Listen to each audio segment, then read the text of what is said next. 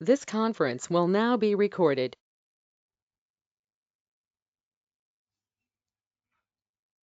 Okay, welcome everyone. So in the previous example or in the previous segment of the video, we looked into what is a use case diagram along with an example, right? So now let's look into the next point, which is about how do you create a use case. And again, we'll take an example.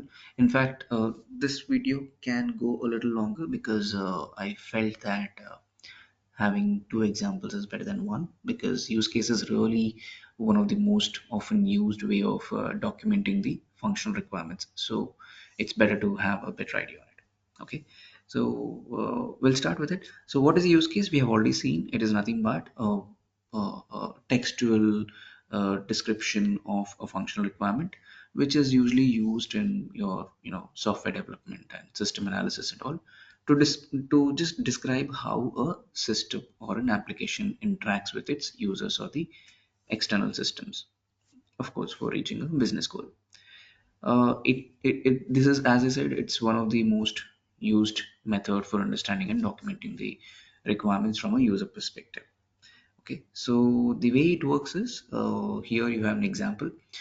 So it's like you create a table and you mention the major points by giving the specific section names.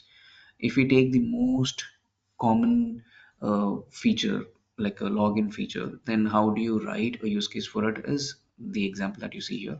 So first you mention the use case name. Here you're saying, of course, it's a login functionality. And then you say, what's the objective of it?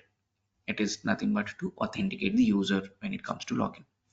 Talking about the precondition, like what do you mean by precondition? It's nothing but a condition which should already be met for this particular objective to work well. So when I want to authenticate the user, what are the things which should be in place? It's more like a prerequisite, right? So here you're saying system should be up and running. That's the first prerequisite. System or mobile app or website, whatever it is, that particular application.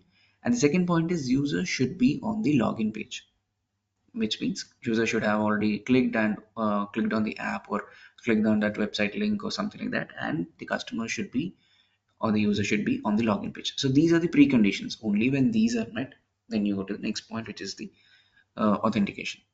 And you're also mentioning what is the post condition. What is a post condition? It is nothing but what is going to happen after your this specific functionality has got executed successfully, right? So you're saying that the user should be able to log in successfully. That is the expectation. Actor is nothing but who is the person who would be making use of, who will be the focus of our attention in our users in this particular use case. So it is our user, or you can call it customer. What is the trigger for this particular action to happen?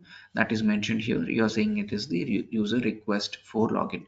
It could be that on your website there is a button called login, customer clicks on it, that triggers this functionality, right? Or when the mobile is opened, when the mobile app is which is already downloaded, installed, is open, there's a login button, customer clicks on that. So this is actually triggering the activity. You give a brief description. So here you're saying user enters username and password, post validation of the details entered, user is logged in. This is what the brief description of it is. Okay, and alternatives for it could be that if the username or password is not valid, what happens? User is allowed for a maximum 3 attempts. If the issue still persists, user has to wait for a minute to try again. So this is a very simple example of how a use case can be written. Of course, if you drill down into further details, you can talk about what else is part of the user, of a login screen. Maybe recover password is one thing. Maybe forgot password is one thing. Maybe create new account is one thing. Maybe log in through some other options or other things. So there could be a lot of other things, of course. But to just give you a simple example, this is what I've picked up. Okay. Now having seen this, just to give you an idea of the components, we have already gone through this. What is use case name, objective, precondition, postcondition, actors, triggering event, description, alternatives. Now, having said this, maybe there could be a misconception that okay, these are the exact what do you say sections within a use case table. So to make it a little clear right now, it is not that way. If your use case is something wherein adding few more sections will bring in that additional clarity to the functionality, then why not add it? The more the details you add, the better it is for the developers to understand and for the QAs to create the test cases, right? As a BA, it is your primary objective to make sure that all possible details are present, which makes everything clear for all the team members, right? So if there is anything like that, do add it and make it more clear. It's just important that you're not repeating the same information, and you're not using some high-fi language which is not easy to follow for other people. Just make sure that whatever you're adding is something which is crisp, clear, to the point, and adds as much information and that makes it as easy to understand as possible for the any person who's reading the document. Okay. To just, as I said, to just give you another example, let's talk about ordering the food. Okay, so here if you see the reason why I have given this also, you'll understand by the time we go into details. So here the use case name again is to order food. Objective is to allow the customer to order the food from the menu. Now look at the actors here. So here if you see, there's not a single actor but there are multiple actors, right? For this order food screen to work very well, you need the user, you need the restaurant, as well as the delivery agent. All of these are supposed to be there and working function their functionality wise properly, so that the ordering of the food item runs very well, right? So that is the reason we have kept all of these things. So if you see, delivery agent and user are human beings, but restaurant is more like a system, but even that can be considered as a user. Okay, talking about the preconditions, if you saw earlier, we said that these are more like prerequisites. So what are the prerequisites here? System should be up and running, user should be logged into the app, and user has a valid payment method linked to their account. Why is it required? Because you cannot create an order unless and until the payment is successful, right? And for that to happen, you need to have a payment link attached, linked to the account. It could be, if we are talking about Indian payment system, it could be your adding a credit card details already, or adding a debit card details already, or adding a UPI system already, any other option. Okay, so that is something which is required. And what's the post condition? Post condition says that once the payment is processed, user receive the confirmation that yes, your order is confirmed. That is the post condition. Now look at the basic flow. This is something which is more like a description in the earlier table. Okay, to just give you an idea. So whatever you see as a description, that has changed into basic flow here, and it gives you multiple steps. So here you're starting from the user searching for a restaurant or chooses one from the favorites, which is already there. There's a small typo here. It's favorites, one from their favorites. Okay, so that is one thing. Customer does this because we already spoke about customer logging in. We are talking about the next step. That's the reason we don't mention about logging here. So customer searches for it, selects the items to order, adds the selected item to the cart, and reviews the order details in the cart, and after that clicks on proceed to checkout, and after that adds the delivery details. Why is delivery details coming right after proceed to checkout? Because sometimes if the delivery is a little far off, then it adds to the delivery charges, right? So that's the reason once the selection is done, when you proceed to checkout, you need to add the delivery details also. And then the customer or the user reviews the order details, goes through all the order details, and there's something called as ETA. You'll come across these short forms quite often in the projects. ETA stands for estimated time of arrival. Means if I've ordered my food item at around say 7:30 p.m. and then the estimated time of arrival could be 8 p.m. So it's around half an hour. So that is given to the customer as a information, and also the total cost.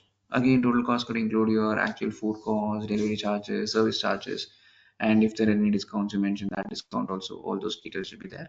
That goes into the total cost.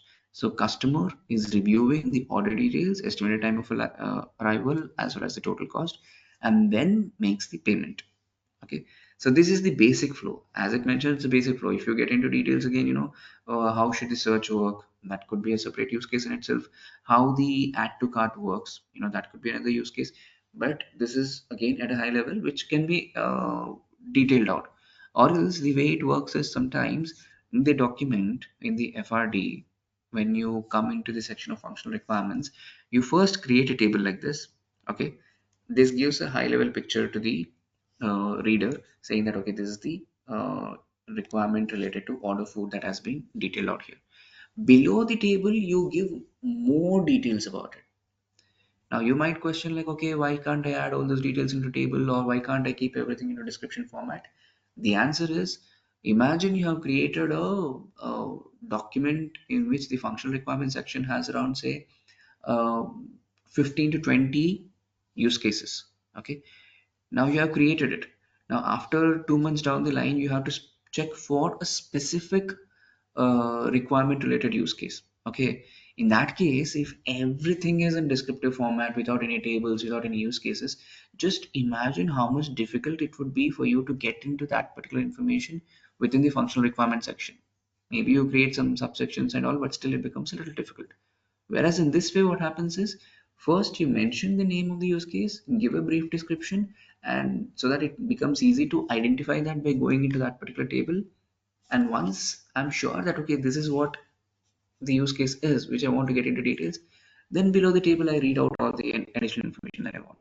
Okay, that way you're making easy not just for documentation but also for searching a specific requirement related point later down the line. And not just you, it could be for a QA, it could be for a project manager, it could be for the stakeholders sometimes. For all, the documentation should be something which is clear enough as well as easy to search out whatever information is required at a quick disposal. Okay, so that is why you have mentioned here. And as I said, search could mean a lot. Like when I'm searching, auto suggestion should come, or if I'm searching for something which is not available, then give a proper error message. And what if the search result is having more than 10 options to display? The app screen is very small, so how should it work? All these things are again options. And how to choose, what if the customer has selected a particular food item but then wants to increase the quantity by 2 3 4 and all, and how much can be the maximum quantity that a customer can add. All of these things will come in the choices. Then for selecting items to order, how should the selection work? Do you show it in a green color, or do you make any difference, or do you allow the customer to add it as a favorite so that next time when they come they can select it? Again, so I'm just giving you an idea that every point in the basic flow can further be detailed out. Now here, if you see alternatives, there are two alternatives that have been mentioned. What are those? One is saying the payment failure. So okay, first of all, what are alternatives? We have seen it in the previous table also. So alternative is a flow which is possible to happen in the journey, but it is not a, a, a regular feature. I mean, it doesn't happen every time. So for example, what could be alternative feature for use a login that you have seen? We have seen that customer has entered wrong details, because of which it was mentioned as a invalid attempt. Now, if I'm logging into an application 10 times, how many times out of those 10 times can this alternative scenario happen? Maybe once or twice, but most of the times it will be a successful login, right? So any such alternate login that is possible, you have to make sure that you're capturing that also. That is what you're doing here. So here the first point in the alternatives is payment failure. Means you have added the details. Maybe you're supposed to add a credit card details, you have entered some wrong digits, or you have entered the CVV number wrong. Then what happens? The payment fails. Then what should happen? When you have gone into the order food functionality, when you have made the payment, if that payment is failed, then you need to give the customer another chance, or you may suggest the customer to use another payment method, or you might allow customer to still proceed with order booking so that the payment can be done later. Multiple things are possible, right? So that will come under the payment failure. The next point is about the order failure itself. Order itself has got, sorry, order cancellation, wherein if the customer is canceling the order before it is picked up by the delivery agent, then what should happen? Then the order is cancelled.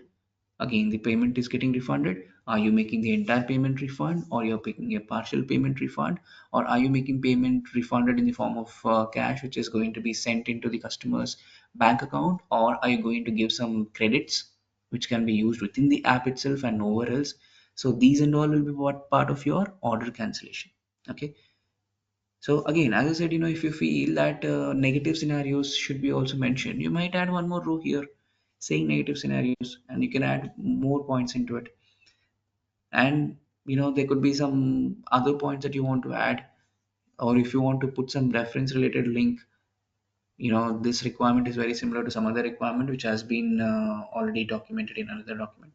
Or if you want to put some attachments, hyperlinks, that is possible. So you can add all these additional links if required, but the common things which should be part of every use case are these things. You need to mention the name, you need to mention the objective, you need to mention the precondition, postcondition, and alternative scenarios, and a basic flow or a description of it. These are more like a must, and other things can come as and when needed. Okay, so this is all about mentioning about how you can create a use case. Now think about it from different perspectives, like take any other app or take any other feature. For example, you want to book a movie ticket, then how does it work? Or you want to book a flight ticket, and why do we have to think about tickets itself? Something like, I want to join a particular course in a university. There's a website, then in that website, if there is something like I have to select a course, then how does it work?